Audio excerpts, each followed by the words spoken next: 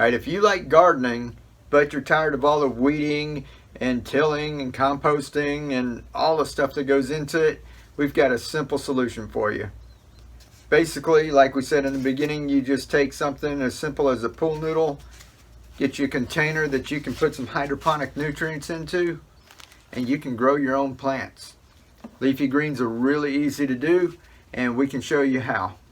We grow in innovative ways, such as in this downspout, which is part of your gutter system on your house, all the way to reuse takeout containers that you might be throwing into the recycling bin.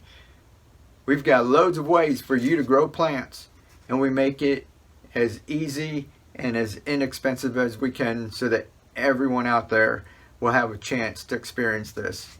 Because who wouldn't want to grow some of their own food? Alrighty, if you're ready to learn, let's go have at it.